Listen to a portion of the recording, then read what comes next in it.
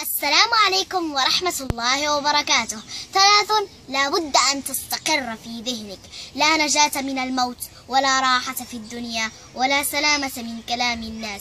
يقول أحد الصالحين: إذا ضاقت في وجه الدنيا قرأت صفحات من القرآن، وما هي إلا أيام ويفتح الله لي من حيث لا أحتسب رزقا وعلما وفهما.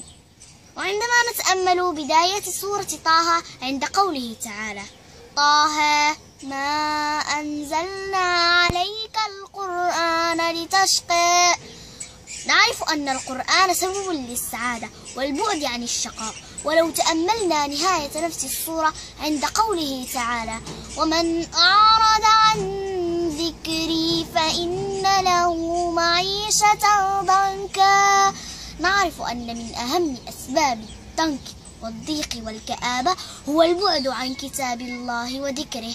اللهم اجعل القرآن العظيم ربيع قلوبنا ونور صدورنا وجلاء أحزاننا وذهاب همومنا. تأملوها يرحمكم الله. ما أجمل الفجر، فريضته تجعلك في ذمة الله، وسنته خير من الدنيا وما فيها، تجتمع فيه ملائكة الليل والنهار. إن قرآن الفجر كان مشهودا. جاذبية القرآن: الذين يعيشون مع القرآن تلاوة وحفظا ينفردون بخاصية رائعة، وهم كلما استمالتهم الدنيا جذبهم القرآن إليه بلطف فعادوا تائبين. كم من الهموم انفرجت بسبب ركعة، وكم من الأمراض شفيت بسبب دعوة، وكم من أمور تيسرت بسبب دمعة. بثوا شكواكم لخالقكم فإنه يجيب دعوة المضطرين. عبارة هزتني كثيرا.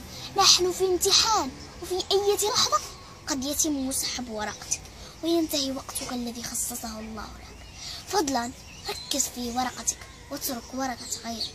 نصيحة ثمينة: أثث قبرك بأجمل الأثاث: الصلاة، الصدقة، القرآن. رجاء بادر قبل أن تغادر.